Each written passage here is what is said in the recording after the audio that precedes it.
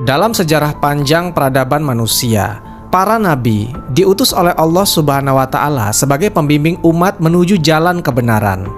Al-Quran secara jelas menyebutkan 25 nabi, namun sebenarnya jumlah nabi yang diutus jauh lebih banyak. Sebagian dari mereka tidak disebutkan namanya dalam kitab suci, tetapi jejak perjuangan dan kebijaksanaan mereka tetap hidup dalam berbagai riwayat dan sumber Islam. Kisah-kisah mereka mengandung pelajaran berharga tentang keteguhan iman, pengorbanan, serta kasih sayang Allah Subhanahu wa Ta'ala kepada hamba-hambanya.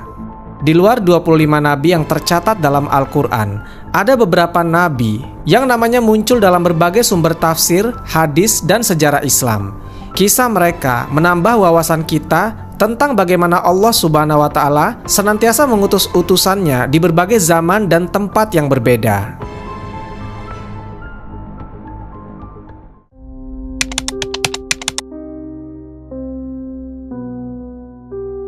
Setelah penciptaan Nabi Adam alaihissalam dan turunnya beliau ke bumi bersama Hawa, kehidupan manusia pun dimulai. Mereka membangun keluarga, bertani, dan menyebarkan ajaran tauhid. Namun sejarah manusia tidak lepas dari cobaan. Tragedi terbesar pertama dalam kehidupan mereka adalah pembunuhan Habil oleh saudaranya sendiri yaitu Qabil. Pembunuhan itu membawa luka mendalam bagi Nabi Adam alaihissalam dan istrinya Siti Hawa, sekaligus mengguncang keturunan mereka. Di tengah kesedihan ini, Allah Subhanahu wa Ta'ala memberikan hadiah yang sangat berharga kepada Adam dan Hawa, yaitu seorang anak yang kelak menjadi penerus amanah di bumi. Anak ini diberi nama Shits, yang dalam bahasa Ibrani berarti hadiah atau pemberian dari Allah Subhanahu wa Ta'ala. Kehadirannya membawa cahaya harapan bagi keluarga Nabi Adam alaihissalam yang sedang berduka. Sejak kecil, Shits tumbuh dalam bimbingan langsung dari ayahnya. Nabi Adam alaihissalam mengajarkan tentang tauhid, kebijaksanaan, serta hukum-hukum Allah Subhanahu wa Ta'ala yang harus ditegakkan di muka bumi.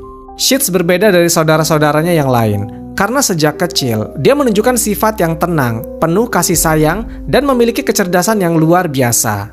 Nabi Adam alaihissalam sangat menyayangi Shits. Dia melihat dalam diri putranya itu tanda-tanda seorang pemimpin yang kelak akan meneruskan tugasnya. Sejak kecil, Nabi Shits alaihissalam selalu ingin belajar lebih dalam tentang kebesaran Allah Subhanahu wa Ta'ala. Dia sering menghabiskan waktu bersama ayahnya untuk mendengarkan wahyu dan pelajaran tentang kehidupan. Ketika Nabi Adam alaihissalam semakin tua, dia mulai melihat bahwa tugas untuk membimbing manusia ke jalan yang benar harus diteruskan oleh seseorang yang benar-benar taat kepada Allah Subhanahu wa Ta'ala. Adam alaihissalam menyadari bahwa Shits adalah sosok yang paling pantas. Oleh karena itu, sebelum beliau wafat, Nabi Adam alaihissalam memberikan wasiat kepada Nabi Shits alaihissalam untuk menjadi pemimpin bagi keturunannya. Dalam wasiatnya, Adam alaihissalam berkata, "Wahai anakku, Allah Subhanahu wa Ta'ala telah memilihmu untuk meneruskan risalahnya. Jaga amanah ini dengan baik, dan jangan pernah berpaling dari jalannya. Lindungilah saudara-saudaramu dari pengaruh iblis dan keturunannya yang akan selalu berusaha menyesatkan manusia." Nabi Shits alaihissalam menerima wasiat itu dengan penuh kesungguhan. Dia berjanji kepada ayahnya untuk menjaga agama Allah Subhanahu wa Ta'ala dan membimbing manusia ke jalan yang lurus. Tak lama setelah memberikan wasiatnya, Nabi Adam alaihissalam wafat dalam usia sekitar 930 tahun. Seluruh keluarga berkumpul untuk menghormati kepergian bapak seluruh manusia ini. Hawa dan anak-anaknya merasakan duka yang mendalam, tetapi mereka juga memahami bahwa kehidupan harus terus berjalan. Setelah kepergian Nabi Adam alaihissalam, Nabi Shits alaihissalam mulai memimpin umat manusia dengan penuh kebijaksanaan. Dia mengajarkan hukum-hukum Allah Subhanahu wa Ta'ala yang telah diajarkan oleh ayahnya. Di bawah kepemimpinan Nabi Shits alaihissalam, manusia kembali hidup dalam harmoni. Dia mengajarkan mereka tentang keimanan, ibadah, dan cara hidup yang benar sesuai dengan ajaran Allah Subhanahu wa Ta'ala. Namun di sisi lain, keturunan Qabil yang telah berpindah ke daerah lain mulai mengalami perubahan. Mereka mulai menjauh dari ajaran Allah Subhanahu wa Ta'ala dan tergoda oleh tipu daya iblis. Seiring berjalannya waktu, perbedaan antara keturunan Shits dan keturunan Qabil semakin jelas. keturunan Shits hidup dalam kebaikan, menjunjung tinggi ajaran tauhid, dan menjalankan kehidupan yang penuh kedamaian. Mereka senantiasa beribadah kepada Allah Subhanahu wa Ta'ala dan mengikuti aturan yang telah diajarkan oleh Nabi Adam alaihissalam.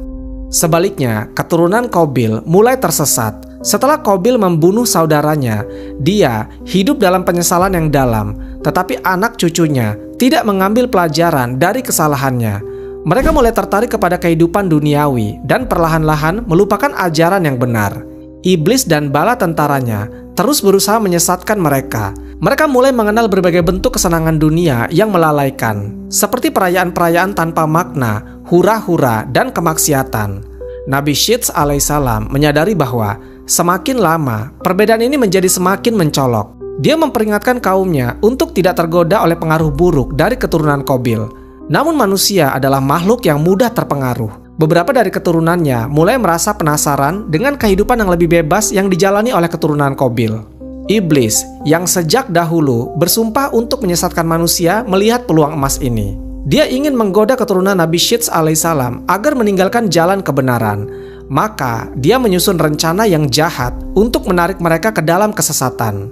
Iblis menyamar menjadi manusia dan pergi ke tempat keturunan Qabil. Di sana, dia mengajarkan mereka cara-cara baru untuk bersenang-senang, termasuk membuat bunyi-bunyian yang menyenangkan hati. Mereka pun mulai menciptakan alat-alat yang menghasilkan suara merdu dan menggunakannya dalam pesta-pesta mereka. Perayaan demi perayaan digelar, penuh dengan suara dan tarian yang belum pernah dikenal sebelumnya. Hal ini menarik perhatian beberapa keturunan Shits alaihissalam, terutama mereka yang mulai merasa penasaran dengan cara hidup yang berbeda. Nabi Shits alaihissalam berulang kali memperingatkan kaumnya agar tidak mendekati wilayah keturunan Qabil. Beliau berkata, "Janganlah kalian tertipu oleh kesenangan yang menyesatkan. Mereka telah melupakan Allah Subhanahu wa Ta'ala dan iblis telah menanamkan godaannya di hati mereka." Namun, sebagian kecil dari kaumnya mulai merasa tertarik dan diam-diam mengunjungi wilayah keturunan Qabil. Di sana, mereka mulai terpengaruh oleh budaya yang baru ini. Setelah sekian lama memimpin dengan penuh kebijaksanaan, Nabi Shits alaihissalam mulai menyadari adanya perubahan di antara sebagian keturunannya. Mereka yang dahulu taat dan teguh dalam ajaran tauhid, perlahan-lahan mulai merasa penasaran dengan kehidupan keturunan Qabil. Seperti yang telah diperingatkan oleh Nabi Shits alaihissalam, keturunan Qabil telah lama meninggalkan ajaran Allah Subhanahu wa Ta'ala. Mereka tidak lagi mematuhi aturan yang diwariskan oleh Nabi Adam alaihissalam. Kehidupan mereka penuh dengan kemewahan, kesenangan duniawi, dan yang paling berbahaya, mereka mulai menciptakan hal-hal baru yang belum pernah ada sebelumnya. Salah satu perubahan terbesar yang terjadi adalah munculnya musik pertama di dunia. Musik ini awalnya digunakan dalam perayaan dan hiburan mereka, tetapi lambat laun menjadi alat yang membuat mereka semakin jauh dari ajaran Allah Subhanahu wa Ta'ala. Iblis yang sejak dahulu bersumpah untuk menyesatkan manusia, melihat bahwa manusia memiliki kelemahan dalam hal kesenangan. Dia menyadari bahwa manusia cenderung mencari sesuatu yang dapat menyenangkan hati mereka, terutama melalui suara. Dengan licik, Iblis mengajarkan beberapa orang dari keturunan Qabil cara menciptakan alat-alat yang bisa menghasilkan bunyi yang merdu. Alat ini dibuat dari bahan-bahan yang sederhana, seperti kayu, batu, dan kulit hewan. Mereka mulai membuat tabuhan gendang dan alat petik yang menghasilkan suara berirama. Saat pertama kali bunyi-bunyian ini dimainkan, orang-orang keturunan Qabil merasa terhibur. Mereka merasakan sesuatu yang baru. Musik memberikan kegembiraan, meringankan beban pikiran, dan membuat mereka lupa akan kesedihan. Tidak butuh waktu yang lama, musik menjadi bagian dari kehidupan mereka. Namun bukan hanya musik yang berkembang di antara mereka. Seiring dengan kemunculan musik, mereka juga mulai mengadakan perayaan-perayaan besar yang dipenuhi dengan tarian, nyanyian, dan pesta-pesta hingga larut malam. Mereka mulai melupakan ibadah dan semakin tenggelam dalam kesenangan duniawi. Seperti yang telah diperingatkan oleh Nabi Shits alaihissalam, keturunan Qabil memang sudah tersesat. Namun masalahnya tidak berhenti sampai di situ. Godaan ini mulai menarik perhatian sebagian kecil keturunan Nabi Shits alaihissalam. Awalnya, mereka hanya merasa penasaran. Beberapa mereka mencoba melihat dari kejauhan bagaimana kehidupan keturunan Qabil.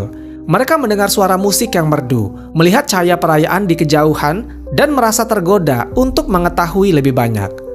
Lama-kelamaan, rasa penasaran ini berubah menjadi keinginan untuk mencoba. Beberapa orang dari keturunan Nabi Syits alaihissalam mulai diam-diam pergi ke wilayah keturunan Qabil untuk menyaksikan perayaan mereka. Mereka melihat bagaimana manusia menikmati musik, menari, dan bersenang-senang tanpa batasan.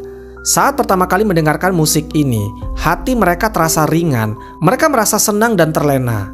Tidak butuh waktu yang lama, mereka pun mulai ikut menari dan bernyanyi tanpa menyadari bahwa mereka telah jatuh dalam jebakan iblis. Ketika Nabi Syits alaihissalam mengetahui bahwa beberapa dari kaumnya mulai terpengaruh oleh budaya keturunan Qabil, beliau segera memperingatkan mereka. Beliau mengumpulkan kaumnya dan berkata, "Wahai anak-anakku, kalian telah diberikan petunjuk oleh Allah Subhanahu wa Ta'ala. Janganlah kalian tertipu oleh kesenangan sesaat. Ketahuilah bahwa dunia ini hanyalah ujian. Apa yang telah kalian lihat di sana hanyalah ilusi yang menyesatkan." Namun, tidak semua orang mau mendengarkan. Sebagian dari mereka merasa bahwa musik dan perayaan bukanlah sesuatu yang buruk. Mereka berpikir bahwa tidak ada salahnya untuk bersenang-senang sesekali. Nabi Syits alaihissalam dengan tegas mengingatkan mereka, "Ketahuilah bahwa iblis selalu memiliki cara untuk menyesatkan manusia. Jika kalian membiarkan diri kalian terbawa oleh godaan ini, maka kalian akan perlahan-lahan menjauh dari Allah Subhanahu wa Ta'ala. Jangan biarkan hati kalian menjadi keras karena kemaksiatan." Sebagian besar dari keturunannya mendengar dan mengikuti nasihat Nabi Syits alaihissalam. Tetapi beberapa orang yang masih merasa penasaran dan sulit meninggalkan apa yang telah mereka coba. Musik yang pertama kali diciptakan hanya sebagai hiburan, perlahan-lahan mulai berkembang menjadi sesuatu yang lebih besar. Seiring waktu, musik digunakan tidak hanya dalam perayaan, tetapi juga dalam berbagai bentuk kemaksiatan lainnya. Keturunan Qabil mulai menggunakan musik untuk mengiringi tarian yang semakin menggoda. Mereka juga menciptakan lagu-lagu yang berisi pujian kepada diri sendiri, kesombongan, dan kebebasan tanpa batas.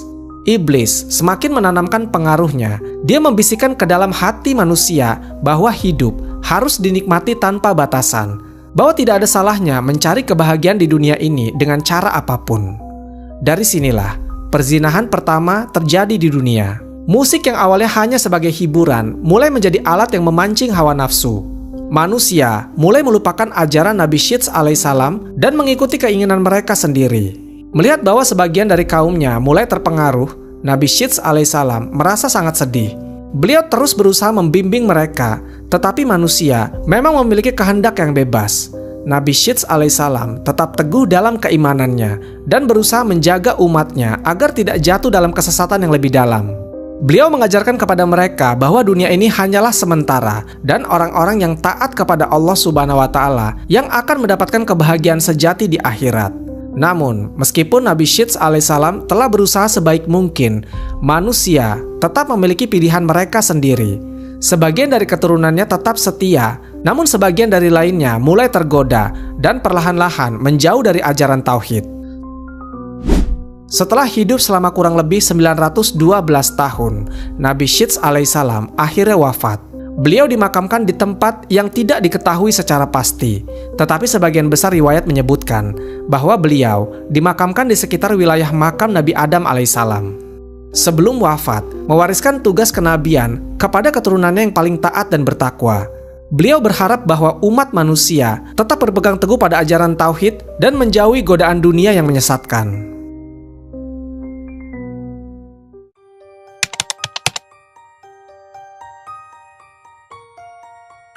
Dalam sejarah para nabi, ada satu sosok yang seringkali kurang dikenal dibandingkan dengan para nabi lainnya, tetapi memiliki peran besar dalam sejarah Bani Israel. Dialah Nabi Yusha bin Nun, seorang hamba Allah Subhanahu wa Ta'ala yang taat, pemimpin yang gagah berani, dan penerus perjuangan Nabi Musa alaihissalam dalam membawa umatnya menuju tanah yang dijanjikan. Yusha bin Nun berasal dari Bani Israel, salah satu keturunan Nabi Yakub alaihissalam. Beliau tumbuh di tengah lingkungan yang keras, di mana kaumnya hidup dalam perbudakan di Mesir, di bawah kekuasaan Fir'aun yang kejam. Namun, Allah Subhanahu wa Ta'ala mengirim seorang nabi besar, yaitu Musa alaihissalam, untuk membebaskan mereka dari belenggu tirani. Sejak kecil, Yusha dikenal sebagai anak yang cerdas dan pemberani. Dia selalu mengikuti ajaran Nabi Musa alaihissalam dan menjadi salah satu murid serta sahabat setianya. Kemampuannya dalam memahami perintah Allah Subhanahu wa Ta'ala serta keteguhan hatinya membuatnya menjadi sosok yang menonjol di antara Bani Israel. Bahkan saat Allah Subhanahu wa Ta'ala memerintahkan Nabi Musa alaihissalam untuk membimbing Bani Israel keluar dari Mesir menuju negeri yang dijanjikan, Yusha bin Nun turut serta dalam perjalanan panjang yang penuh rintangan itu. Setelah Nabi Musa membebaskan Bani Israel dari perbudakan Mesir dengan mukjizat menyeberangi Laut Merah, mereka harus menjalani perjalanan panjang menuju tanah yang dijanjikan oleh Allah Subhanahu wa Ta'ala, yaitu negeri Palestina.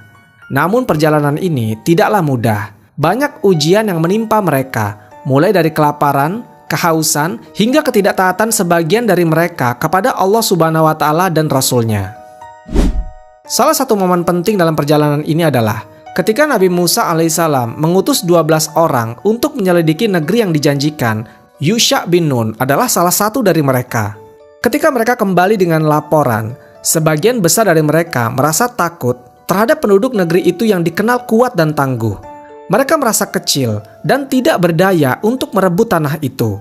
Namun Yusha bin Nun dan Kalib bin Yufanna adalah dua orang yang tetap beriman dan memiliki keyakinan penuh bahwa jika Allah Subhanahu wa Ta'ala berkehendak, mereka pasti bisa merebut tanah itu.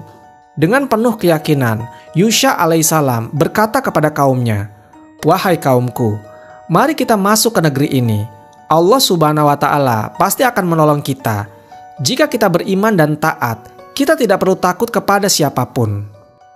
Namun, kebanyakan Bani Israel justru menolak dan memberontak. Bahkan mereka berkata dengan sombong, "Wahai Musa, pergilah engkau bersama Tuhanmu dan berperanglah. Kami akan duduk menunggu di sini." Perkataan ini menunjukkan kelemahan iman mereka dan ketidaktaatan mereka kepada Allah Subhanahu wa Ta'ala. Akibatnya, Allah Subhanahu wa Ta'ala menghukum mereka dengan hukuman yang berat. Bani Israel dihukum berkelana di padang pasir selama 40 tahun tanpa bisa memasuki tanah yang dijanjikan. Perjalanan di padang pasir selama puluhan tahun menjadi ujian berat bagi Bani Israel. Mereka hidup tanpa tempat tinggal yang tetap, hanya berpindah dari satu tempat ke tempat yang lain. Namun disinilah keimanan Yusha semakin ditempa. Beliau tetap setia kepada Nabi Musa alaihissalam dan tidak pernah meragukan janji Allah Subhanahu wa Ta'ala. Selama masa ini, Allah Subhanahu wa Ta'ala memberikan banyak mukjizat kepada mereka. Salah satunya adalah turunnya mana dan salwa, makanan dari langit yang diberikan oleh Allah Subhanahu wa Ta'ala kepada mereka sebagai rezeki. Selain itu, Allah Subhanahu wa Ta'ala juga mengeluarkan air dari batu sebagai sumber minum bagi mereka. Namun meskipun Allah Subhanahu wa Ta'ala telah memberikan berbagai mukjizat, masih banyak di antara mereka yang membangkang. Ada yang menyembah patung anak sapi emas, ada yang meragukan kepemimpinan Nabi Musa alaihissalam, dan ada pula yang menolak hukum-hukum Allah Subhanahu wa Ta'ala. Di tengah ujian ini, Nabi Musa alaihissalam terus membimbing kaumnya dengan penuh kesabaran. Namun akhirnya Allah Subhanahu wa Ta'ala menentukan bahwa Nabi Musa alaihissalam tidak akan masuk ke tanah yang dijanjikan. Sebelum wafat, beliau berdoa kepada Allah Subhanahu wa Ta'ala agar salah satu muridnya bisa melanjutkan perjuangannya dalam memimpin Bani Israel. Setelah wafatnya Nabi Musa alaihissalam, Allah Subhanahu wa Ta'ala mengangkat Yusha bin Nun sebagai pemimpin Bani Israel. Ini adalah amanah yang sangat berat. Dia tidak hanya harus memimpin bangsa yang keras kepala, tetapi juga harus menyiapkan mereka untuk merebut tanah yang telah dijanjikan oleh Allah Subhanahu wa Ta'ala. Sebagai pemimpin, Yusha dikenal sebagai sosok yang bijaksana, sabar, dan penuh keimanan. Dia tahu bahwa tantangan di hadapannya tidaklah mudah, tetapi dengan kepercayaan penuh kepada Allah Subhanahu wa Ta'ala, dia yakin bahwa kemenangan akan datang. Langkah pertama yang dia lakukan adalah menguatkan kembali keimanan kaumnya. Dia mengajarkan mereka untuk bertakwa, mematuhi perintah Allah Subhanahu wa Ta'ala, dan bersiap menghadapi peperangan dengan keyakinan bahwa Allah Subhanahu wa Ta'ala akan membantu mereka. Di bawah kepemimpinan Nabi Yusha alaihissalam, Bani Israel mulai memasuki negeri yang dijanjikan. Namun, mereka harus menghadapi berbagai rintangan, termasuk melawan bangsa-bangsa yang kuat dan memiliki pasukan yang lebih besar. Salah satu pertempuran terbesar yang harus dihadapi Yusha bin Nun adalah perang melawan penduduk negeri yang menolak kedatangan mereka. Ini bukanlah pertempuran biasa, karena musuh mereka memiliki benteng yang kuat dan pasukan yang terlatih. Namun Yusha bin Nun tidak gentar. Beliau yakin bahwa Allah Subhanahu wa Ta'ala akan menolong mereka, seperti yang telah dijanjikan sejak zaman Nabi Musa alaihissalam. Beliau mengatur strategi perang dengan cermat dan berdoa agar Allah Subhanahu wa Ta'ala memberikan kemenangan kepada mereka. Di bawah kepemimpinan Nabi Yusha alaihissalam bin Nun, Bani Israel akhirnya siap untuk merebut negeri yang telah dijanjikan oleh Allah Subhanahu wa Ta'ala kepada mereka. Setelah puluhan tahun mengembara di padang pasir, kini saatnya mereka menghadapi ujian terbesar mereka, perang melawan penduduk negeri yang kuat dan memiliki benteng pertahanan yang kokoh. Pasukan Bani Israel telah berkumpul di bawah komando Nabi Yusha alaihissalam. Para prajurit dipenuhi dengan semangat jihad, tetapi mereka juga sadar bahwa musuh mereka bukanlah lawan yang mudah. Penduduk negeri ini memiliki pasukan yang lebih banyak, senjata yang lebih canggih, dan benteng yang hampir mustahil untuk ditembus. Sebelum perang dimulai, Yusha bin Nun berdiri di hadapan pasukannya dan memberikan perintah yang tegas. Jangan ada di antara kalian yang lari dari medan perang. Jangan merusak tanaman, jangan membunuh wanita, anak-anak, atau orang tua. Dan yang paling penting, jangan mengambil harta rampasan dengan serakah, karena kemenangan ini adalah anugerah dari Allah Subhanahu wa Ta'ala. Dengan hati yang penuh keimanan, pasukan Bani Israel pun maju ke medan perang. Pertempuran ini dimulai dengan gemuruh teriakan perang yang menggema di seluruh medan pertempuran. Bani Israel berperang dengan gagah berani, menyerang benteng musuh dengan segala kekuatan yang mereka miliki. Namun lawan mereka bukanlah orang-orang yang lemah. Penduduk negeri itu bertahan dengan sengit, dan pertempuran pun berlangsung berlarut-larut. Prajurit Bani Israel bertempur mati-matian, tetapi mereka masih kesulitan menembus pertahanan musuh. Benteng itu terlalu kuat, dan pasukan musuh terus melakukan serangan balik.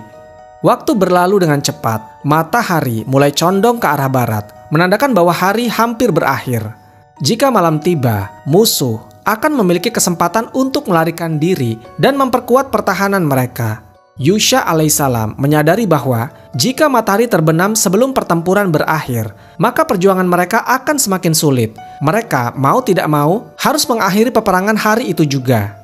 Dengan penuh keyakinan, Yusha alaihissalam mengangkat kedua tangannya ke langit dan berdoa kepada Allah Subhanahu wa Ta'ala.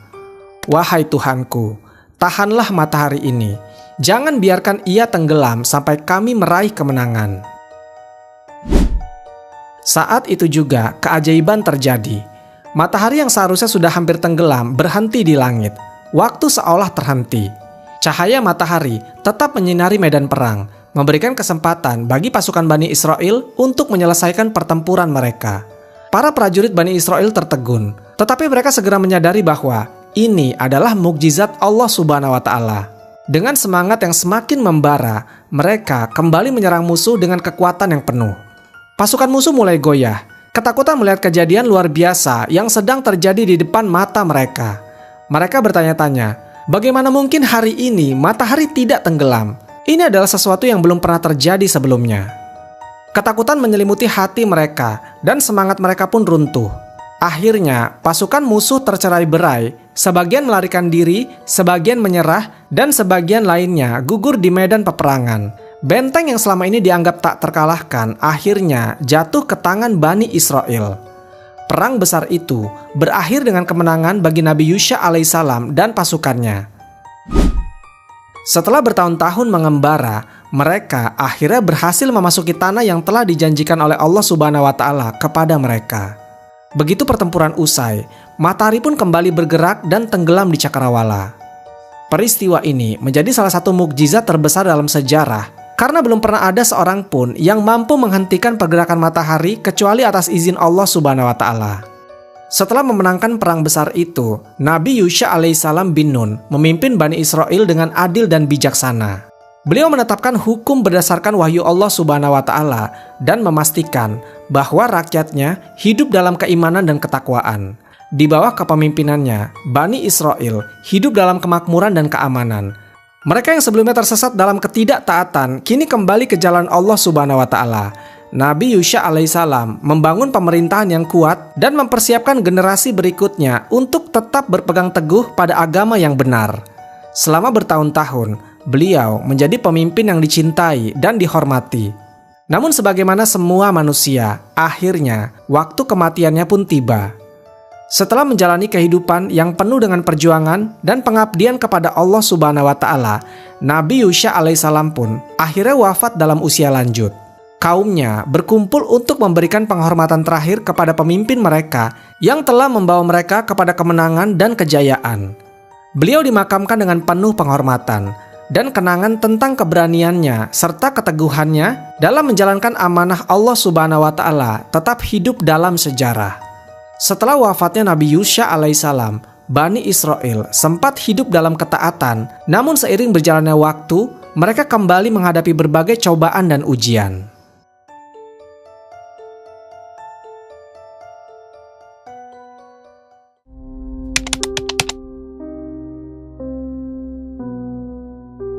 Nabi Uzair alaihissalam hidup di masa ketika Bani Israel berada dalam kesulitan.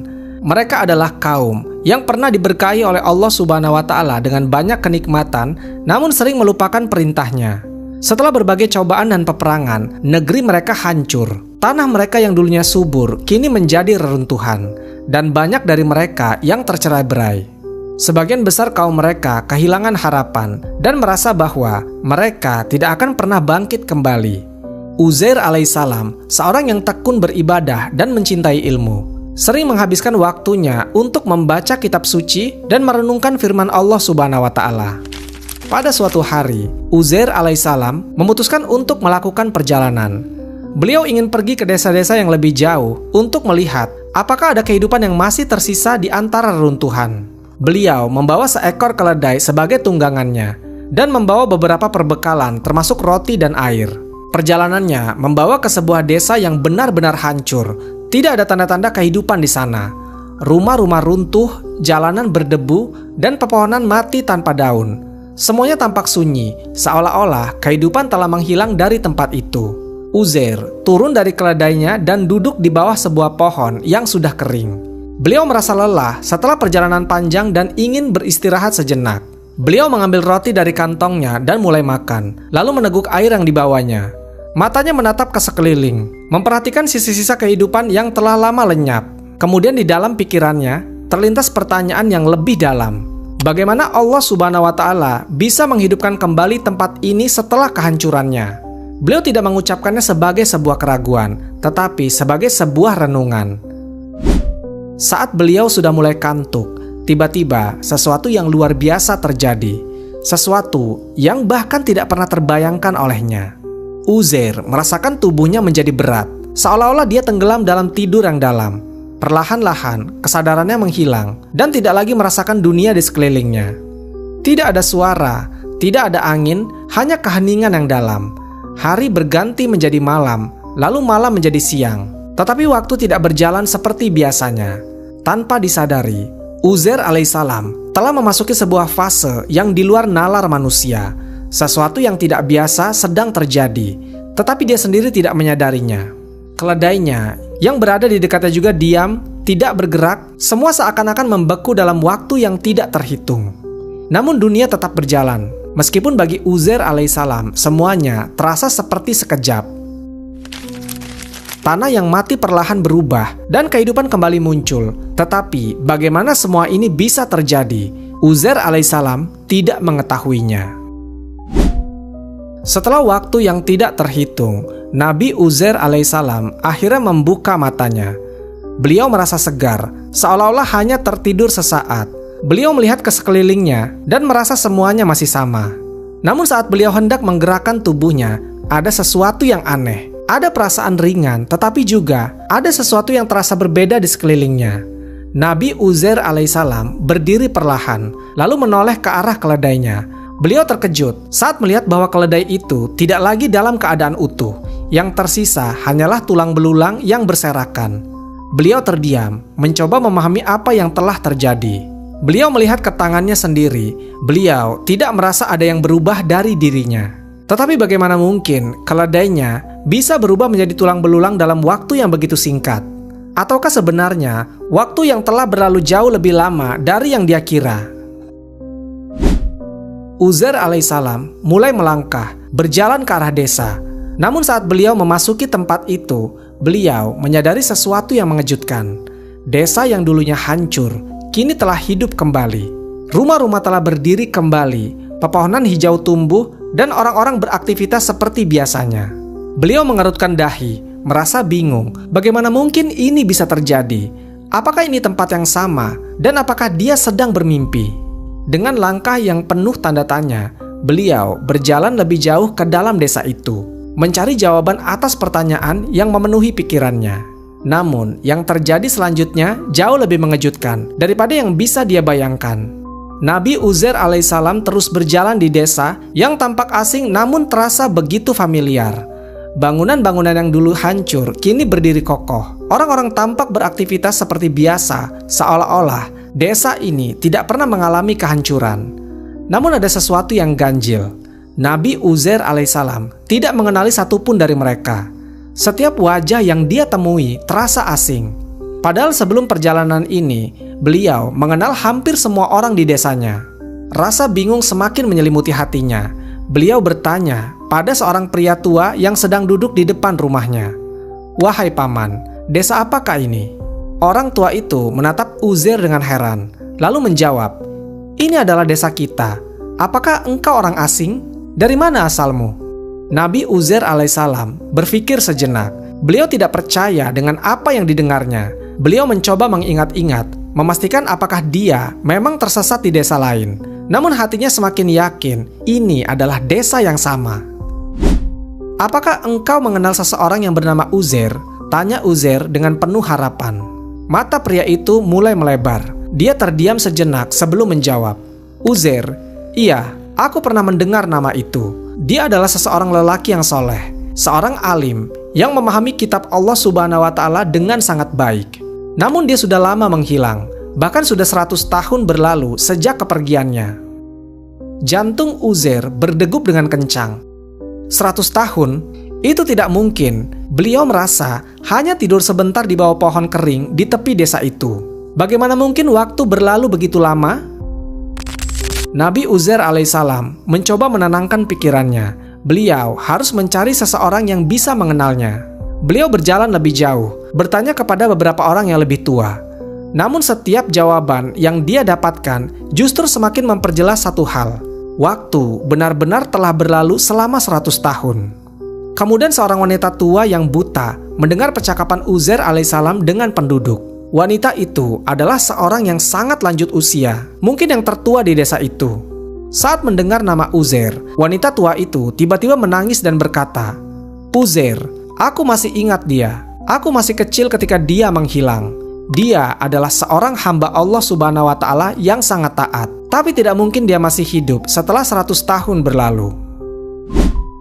Nabi Uzair alaihissalam mendekati dan berkata dengan lembut, "Akulah Uzair. Aku tidak pergi kemana-mana. Aku hanya tertidur sebentar, lalu terbangun dan menemukan desa ini sudah berubah." Wanita tua itu terkejut. "Jika engkau benar adalah Uzair, maka bacakanlah kitab Allah Subhanahu wa Ta'ala yang dulu engkau ajarkan kepada kami. Karena setelah engkau menghilang, kami kehilangan sebagian besar hafalan dari kitab itu." Nabi Uzair alaihissalam kemudian mulai membaca kitab Allah Subhanahu wa Ta'ala dengan suara yang lembut namun penuh keyakinan. Setiap ayat yang dia lantunkan mengalir dari lisannya seperti air yang jernih. Orang-orang yang berkumpul di sekitarnya mulai terdiam. Mereka mendengarkan dengan seksama, merasakan keindahan bacaan yang pernah mereka dengar puluhan tahun yang lalu. Wanita tua itu menangis dengan terseduh-seduh. "Demi Allah, ini benar-benar Uzair. Aku ingat suara ini. Aku ingat ayat-ayat ini. Dia benar-benar kembali." Meskipun orang-orang mulai percaya bahwa Nabiullah Uzair alaihissalam memang kembali setelah 100 tahun, namun masih ada sebagian yang ragu. Mereka bertanya-tanya, bagaimana mungkin seseorang hidup selama 100 tahun tanpa menjadi tua? Saat itu, Nabi Uzair alaihissalam mendapatkan ilham dari Allah Subhanahu wa Ta'ala. Beliau berjalan kembali ke tempat di mana beliau pertama kali tertidur, yaitu di bawah pohon kering di pinggiran desa. Di sana, beliau melihat tulang-tulang keledainya yang telah lama membusuk. Lalu dengan kuasa Allah Subhanahu wa Ta'ala, sesuatu yang luar biasa terjadi. Tulang-tulang itu mulai bergerak dengan sendirinya. Satu persatu, mereka menyusun kembali rangka tubuh keledai itu. Setelah itu, daging dan kulit mulai menutupi tulang belulang itu. Dan dalam sekejap, keledai itu berdiri kembali, hidup seperti sedia kala. Orang-orang yang menyaksikan kejadian itu terperangah. Mata mereka membelalak, tubuh mereka gemetar. Keledai itu mengibaskan ekornya dan meringkik seolah tidak pernah mati. Mereka kini benar-benar yakin bahwa Uzair telah mengalami sebuah mukjizat yang luar biasa. Melihat kejadian itu, penduduk desa mulai berdatangan dan bersujud kepada Uzair alaihissalam. Mereka menganggapnya sebagai anak Tuhan karena menurut mereka tidak mungkin seseorang manusia biasa bisa mengalami kejadian seperti ini. Nabiullah Uzair alaihissalam segera menegur mereka. Aku hanyalah seorang hamba Allah subhanahu wa ta'ala. Jangan pernah menganggapku sebagai sesuatu yang lebih dari itu. Segala kejadian yang terjadi adalah kehendak Allah subhanahu wa ta'ala dan hanya dialah yang berhak disembah. Meskipun Nabi Uzair alaihissalam sudah menjelaskan bahwa dirinya hanyalah seorang nabi dan hamba Allah subhanahu wa ta'ala, sebagian kecil kaum Bani Israel tetap bersikeras menganggapnya lebih dari manusia biasa. Inilah yang kelak menjadi salah satu penyimpangan dalam sejarah mereka. Peristiwa yang dialami Nabiullah Uzair alaihissalam bukan sekedar kisah yang luar biasa, tetapi sebuah bukti nyata bahwa Allah subhanahu wa ta'ala berkuasa atas segala sesuatu. Dia bisa menghidupkan yang mati, membangkitkan sesuatu yang telah lenyap, dan mengembalikan kehidupan yang tampak mustahil untuk pulih. Apa yang awalnya hanya sebuah pertanyaan di hati Uzair, yaitu bagaimanakah Allah bisa menghidupkan kembali negeri yang mati, akhirnya terjawab dengan pengalaman langsung yang dia alami. Allah subhanahu wa ta'ala tidak hanya membangkitkan kembali desa yang hancur, tetapi juga menunjukkan kepadanya bagaimana kehidupan bisa diciptakan kembali dari tulang belulang yang sudah hancur. Namun, kisah ini tidak berakhir di sini. Nabiullah Uzair alaihissalam tetap hidup di tengah kaumnya, mengajarkan mereka kitab Allah subhanahu wa ta'ala dan memperbaiki keimanan mereka.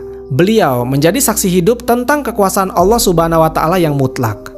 Kisah yang terus diceritakan dari generasi ke generasi mengajarkan manusia bahwa kehidupan, kematian, dan kebangkitan hanyalah berada di tangan Allah subhanahu wa ta'ala semata. Dan hingga hari ini, kisah Nabiullah Uzair tetap menjadi salah satu pelajaran berharga dalam sejarah umat manusia.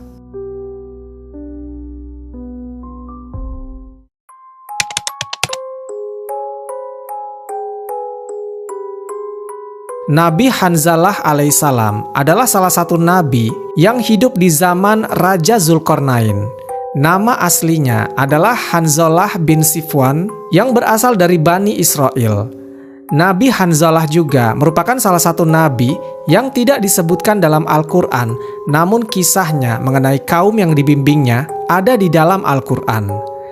Kaum yang dibimbing oleh Nabi Hanzalah adalah kaum Ashabul Rosh. Dan Allah subhanahu wa ta'ala mengabadikannya dalam surat Qaf ayat ke-12. Sebelum mereka, kaum Nuh, penduduk Ros, dan kaum Samud telah mendustakan rasul-rasul. Menurut kisah dari Al-Kisai, kota yang ditinggali oleh Nabi Hanzalah terdapat sebuah gunung yang bernama Gunung Falaj, yang menjadi salah satu tempat tinggal burung yang bernama burung Anka. Anko adalah seekor burung besar yang apabila terbang sayapnya akan menutupi cahaya matahari. Bulunya memiliki warna yang sangat banyak. Lehernya menyerupai leher unta, memiliki 4 sayap, 2 panjang dan 1 lagi pendek. Burung ini sering mengambil beberapa hewan ternak dan hewan yang sudah mati.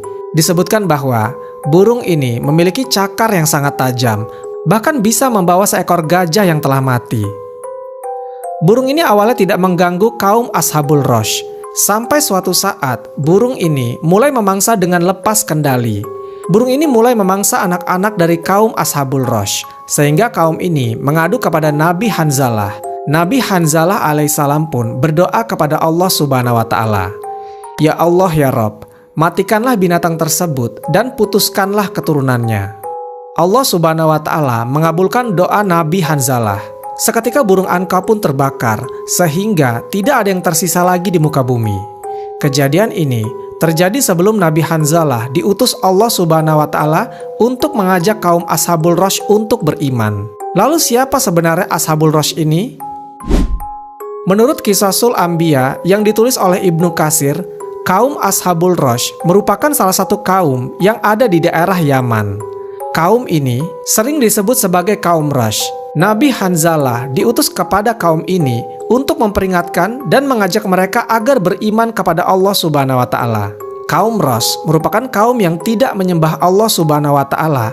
Mereka menyembah salah satu pohon sanubar yang bernama Shahdirakt.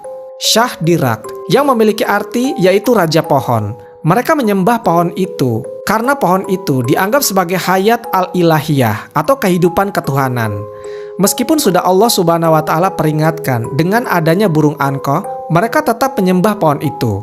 Alasan mengapa mereka menyebut pohon itu sebagai hayat al-ilahiyah karena pohon itu awalnya ditanam oleh salah satu anak Nabi Nuh alaihissalam yang bernama Yafid bin Nuh alaihissalam. Yafid bin Nuh menanam pohon ini pasca badai topan di tepian mata air. Mata air itu pun disebut sebagai Roshan Ob. Kemudian mata air ini yang mengaliri desa kaum Rosh. Kaum Rosh memiliki 12 desa, diantaranya adalah Oban, Ozar, Die, Bahman, Isfan, Farwadin, Ordi Bahshit, Khordat, Murdat, Tir, Mir, dan Syahriwar. Lalu, kaum Rosh pun mengikuti apa yang dilakukan anak Nabi Nuh alaihissalam itu. Kaum ini pun menanam pohon sanubar di setiap desa mereka dan mengairi dengan irigasi yang berpusat pada inti pohon sanubar Yafid.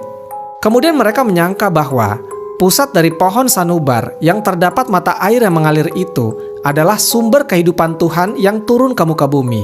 Sehingga mereka mengharamkan diri untuk meminum dari air tersebut baik untuk diri sendiri maupun untuk hewan ternak mereka.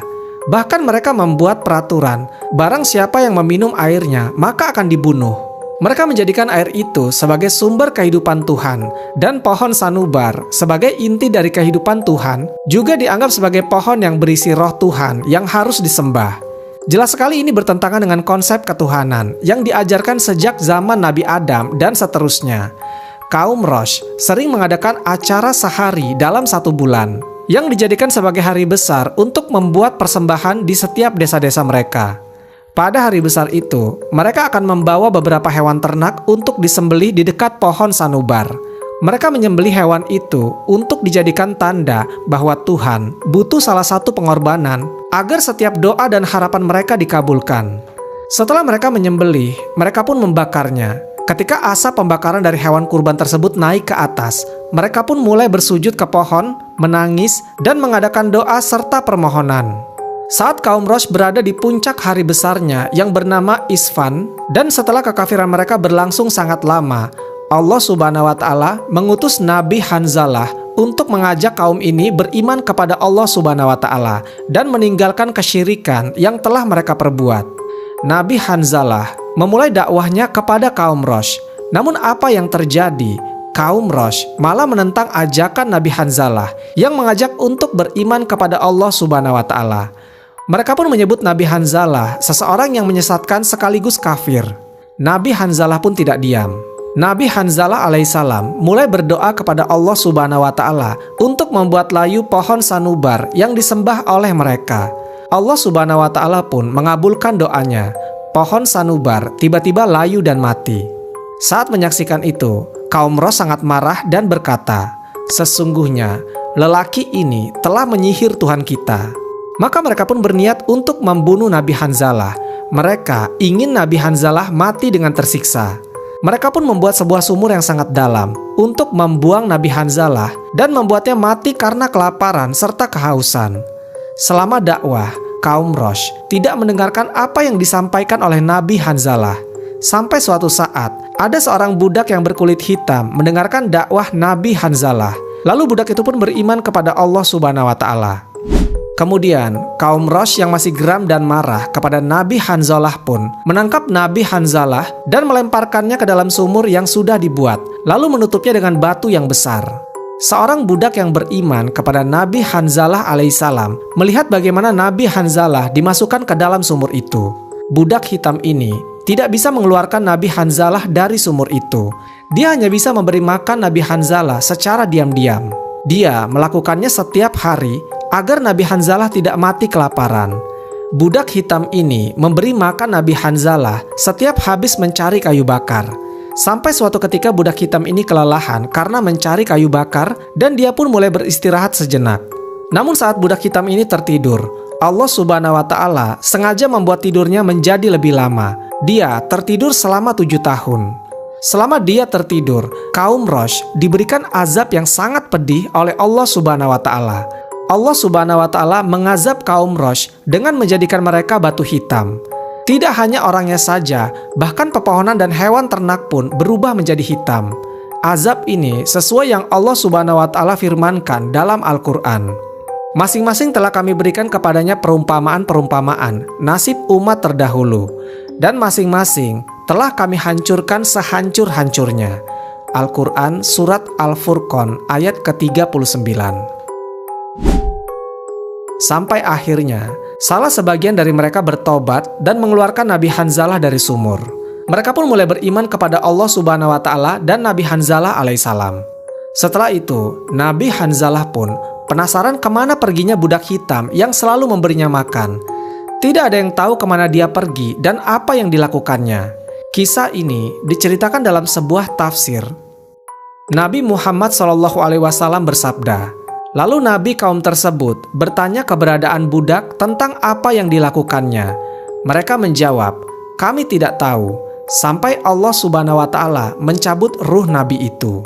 Dan setelah wafatnya, Allah Subhanahu wa Ta'ala membangunkan budak hitam tersebut dari tidurnya.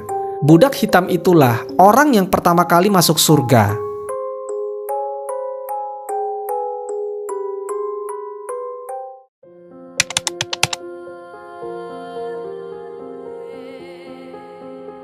Pada zaman dahulu, ada seorang raja zalim penyembah berhala bernama Darian.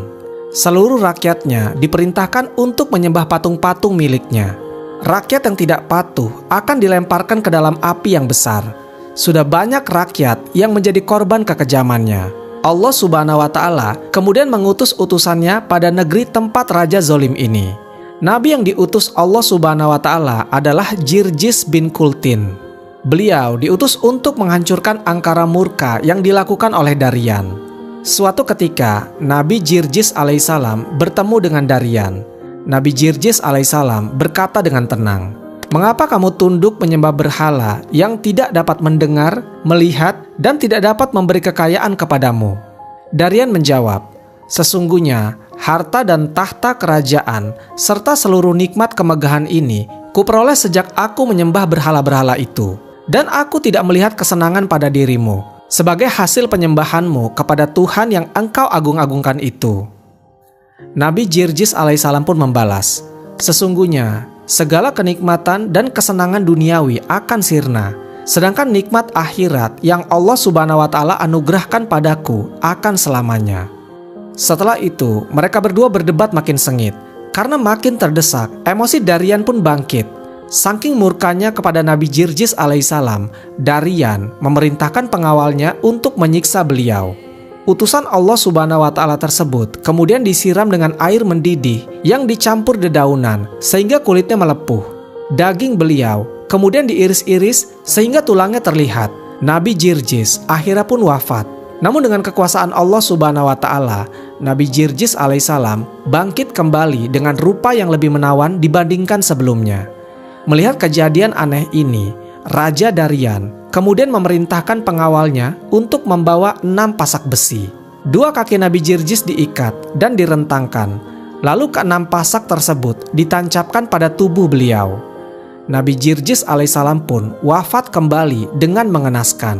Namun Allah Subhanahu wa Ta'ala kemudian mengutus malaikat Jibril untuk mencabut pasak tersebut. Nabi Jirjis hidup kembali. "Wahai yang zalim, katakanlah, tidak ada Tuhan selain Allah," teriak Nabi Jirjis alaihissalam pada Darian. Darian semakin murka. Dia memerintahkan pengawalnya untuk melemparkan Nabi Jirjis alaihissalam ke belanga yang besar dengan air yang mendidih. Nabi Jirjis alaihissalam direbus dalam belanga tersebut. Lagi dan lagi Nabi Jirjis alaihissalam wafat. Namun dengan izin Allah Subhanahu wa Ta'ala, beliau hidup kembali. Sang Raja Zalim Darian kemudian terus-menerus menyiksa Nabi Jirjis alaihissalam dengan siksaan yang beragam hingga 70 kali. Bahkan menurut sebagian kitab yang lain disebutkan bahwa itu 100 kali. Namun setiap kali beliau wafat, beliau dihidupkan kembali oleh Allah Subhanahu wa Ta'ala. Setelah kewalahan dan kehabisan akal, Raja Darian mulai merayu Nabi Jirjis alaihissalam. "Wahai Jirjis, jika engkau menaatiku, aku akan menaatimu. Sembahlah berhalaku sekali saja, dan aku akan menyembah Tuhanmu. Bagaimana menurutmu?" Nabi Jirjis alaihissalam lama tidak menyahut. Sampai-sampai ada seseorang lelaki yang menyangka bahwa Nabi Jirjis akan menerima tawaran itu. Raja Darian menyambung, "Aku telah berkali-kali menyiksamu dengan berbagai siksaan. Sekarang marilah ke rumahku untuk menghilangkan kelelahanmu malam ini." Nabi Jirjis alaihissalam kemudian mengikuti Darian menuju rumahnya. Namun bukan untuk menerima tawaran tadi, melainkan untuk mencari cara mengislamkan raja zalim tersebut. Di rumah Darian, Nabi Jirjis alaihissalam semalaman suntuk menunaikan sholat dan membaca kitab Zabur. Bacaannya malam itu meresap ke hati sang permaisuri. Istri Darian itu menangis, kemudian secara diam-diam menyatakan masuk Islam. Pada pagi harinya, Darian sekali lagi menyuruh Nabi Jirjis alaihissalam untuk sujud pada berhalanya. Namun beliau menolak dengan keras. Akhirnya, beliau dibawa ke sebuah gubuk milik seorang nenek yang pikun yang tinggal bersama putranya yang buta, tuli, dan bisu. Di gubuk itulah beliau dipenjara tanpa diberi makan dan minum. Suatu hari, ketika merasa lapar, Nabi Jirjis alaihissalam berdoa kepada Allah Subhanahu wa Ta'ala. Dengan izin Allah Subhanahu wa Ta'ala, tiba-tiba sebatang kayu tiang rumah tersebut tumbuh, menghijau, dan berbuah. Menyaksikan hal yang menakjubkan tersebut, sang nenek memohon kepada Nabi Jirjis alaihissalam untuk berdoa kepada Allah Subhanahu wa Ta'ala supaya menyembuhkan putranya. Sang nabi pun memenuhi permintaan tersebut. Putra sang nenek tersebut kemudian sembuh dan masuk Islam. Nabi Jirjis kemudian berkata kepada putra nenek tersebut, "Wahai anak muda, pergilah ke tempat-tempat berhala Raja Darian. Sampaikan pada berhala-berhala itu bahwa Jirjis memanggil berhala-berhala itu." Kemudian sang anak berangkat. Setelah sampai, dia menyampaikan undangan Nabi Jirjis alaihissalam pada 70 berhala tersebut. Dengan izin Allah Subhanahu wa Ta'ala, patung-patung itu pun mencabut dirinya dari tempatnya dan berjalan menuju tempat Nabi Jirjis alaihissalam.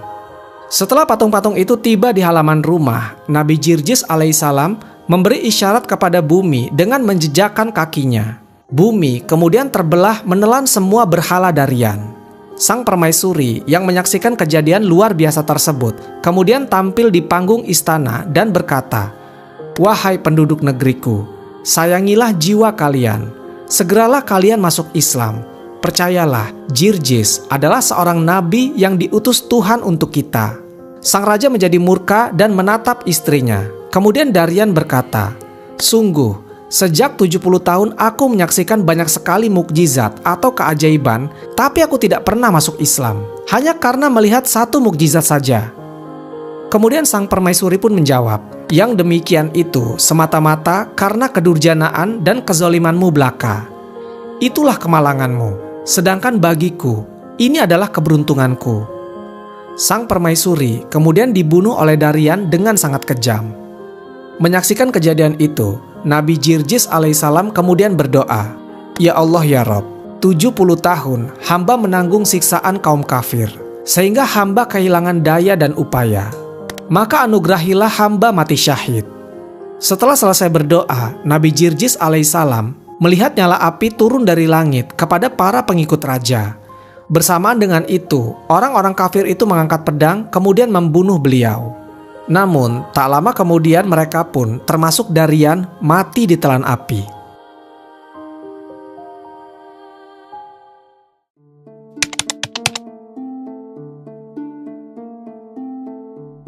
Di tengah hamparan tanah yang kering dan tandus, di sebuah negeri yang telah lama kehilangan kejayaannya, hiduplah suatu kaum yang dahulu pernah mendapatkan banyak berkah dari Allah Subhanahu wa Ta'ala. Mereka adalah Bani Israel, bangsa yang dikenal sebagai umat pilihan, namun seringkali melupakan nikmat yang telah diberikan kepada mereka. Sejarah panjang bangsa ini dipenuhi dengan ujian, peringatan, dan pertolongan dari Allah Subhanahu wa Ta'ala. Salah satu peristiwa besar yang terjadi pada bangsa ini adalah ketika mereka dilanda wabah mematikan. Tidak hanya puluhan atau ratusan orang yang menjadi korbannya, tetapi ribuan nyawa melayang dalam waktu yang singkat. Bangsa yang sebelumnya berjaya kini menjadi bayang-bayang ketakutan, dihantui oleh kematian yang datang tanpa peringatan. Dalam kisah ini, ada seorang nabi yang diutus oleh Allah Subhanahu wa Ta'ala untuk membimbing mereka. Seorang hamba pilihan yang memiliki keyakinan yang teguh terhadap kekuasaannya. Dialah Nabi Hizkil alaihissalam atau Haskial, seorang nabi yang dikenal memiliki doa yang mustajab dan keyakinan yang tak tergoyahkan. Dia menjadi saksi atas kehancuran umatnya, namun juga menjadi perantara mukjizat besar yang mengguncang keimanan banyak orang. Kisah ini bermula ketika Bani Israel hidup dalam ketidakpatuhan kepada Allah Subhanahu wa Ta'ala. Mereka seringkali mengabaikan perintahnya meskipun banyak nabi telah diutus untuk memberi mereka petunjuk. Dalam sejarah panjang mereka, Bani Israel selalu mengalami pasang surut keimanan. Kadang mereka taat, namun lebih sering mereka kembali kepada kesombongan dan kelalaian. Hingga akhirnya azab pun datang. Sebuah wabah mematikan menyebar dengan cepat di tengah mereka. Awalnya hanya beberapa orang yang jatuh sakit, tetapi dalam hitungan hari jumlah korban semakin bertambah. Orang-orang mulai jatuh satu persatu, tubuh mereka melemah, dan dalam hitungan jam mereka meregang nyawa. Penyakit ini tidak pandang bulu. Orang tua, pemuda, perempuan, hingga anak-anak tidak ada yang bisa menghindar. Mereka yang sehat tiba-tiba tersungkur lemas, lalu kehilangan nyawa tanpa bisa diselamatkan. Kota-kota yang tadinya ramai dengan kehidupan dalam sekejap berubah menjadi sunyi. Hanya diisi oleh jeritan kesedihan dan tangisan keluarga yang kehilangan orang-orang tercinta. Ketakutan menyelimuti negeri itu. Orang-orang yang masih hidup mencoba melarikan diri, berharap bisa menyelamatkan diri dari kutukan yang seakan tidak terbendung. Namun, kemanapun mereka pergi, kematian tetap mengikuti. Mereka yang berusaha mencari perlindungan di desa-desa lain pun akhirnya menemui nasib yang sama. Tidak ada tempat yang aman, tidak ada yang mampu melawan kekuatan maut yang telah Allah Subhanahu wa Ta'ala turunkan kepada mereka. Di tengah kepanikan ini, banyak orang yang mulai bertanya-tanya, apakah ini hukuman dari Tuhan atas dosa-dosa kami? Namun, sebagian besar dari mereka masih belum mau bertobat, meskipun kematian terus menghampiri. Masih ada yang bersikeras bahwa ini hanyalah bencana alam biasa, bukan peringatan dari Allah Subhanahu wa Ta'ala. Kesombongan mereka tetap bertahan, bahkan ketika maut telah berada di depan mata. Di tengah kehancuran ini, Nabi Hizkil alaihissalam tetap berada di antara kaumnya. Dia adalah seorang nabi yang sabar, yang senantiasa menyeru umatnya untuk kembali kepada Allah Subhanahu wa Ta'ala. Dengan keteguhan hati, dia mencoba menyadarkan mereka bahwa wabah ini bukan sekedar kejadian biasa, melainkan bentuk teguran dari Allah Subhanahu wa Ta'ala atas kelalaian mereka. Namun seruannya diabaikan. Orang-orang yang masih hidup memilih untuk menghindarinya, menganggapnya sebagai pertanda buruk, atau bahkan menyalahkannya atas semua yang terjadi. Hari demi hari berlalu, dan akhirnya jumlah korban mencapai angka yang tidak terhitung. Seluruh negeri itu telah berubah menjadi tanah kematian. Bau anyir menyelimuti udara dan hamparan mayat tergeletak tanpa ada yang mampu mengurusnya. Pada saat itulah, Nabi Hizkil alaihissalam mulai berdoa dengan penuh kerendahan hati.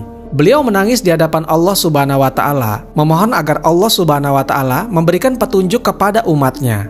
Hatinya pedih melihat kehancuran ini, tetapi dia tahu bahwa Allah Subhanahu wa Ta'ala selalu memiliki rencana yang lebih besar di balik setiap kejadian. Mereka telah mati dalam keangkuhan mereka, ya Allah. Jika Engkau menghendaki, Engkau bisa menghidupkan mereka kembali sebagai tanda kebesaran-Mu, ucapnya dalam sujud yang panjang. Nabi Hizkil alaihissalam tidak meminta mukjizat untuk membuktikan dirinya sebagai seorang nabi, tetapi beliau ingin umatnya melihat dengan mata kepala mereka sendiri bahwa Allah Subhanahu wa Ta'ala Maha berkuasa atas segala sesuatu. Namun jawaban dari Allah Subhanahu wa Ta'ala tidak datang seketika. Hari demi hari berlalu, dan tanah yang dipenuhi mayat itu tetap sunyi. Tidak ada perubahan yang terlihat, dan tidak ada keajaiban yang terjadi.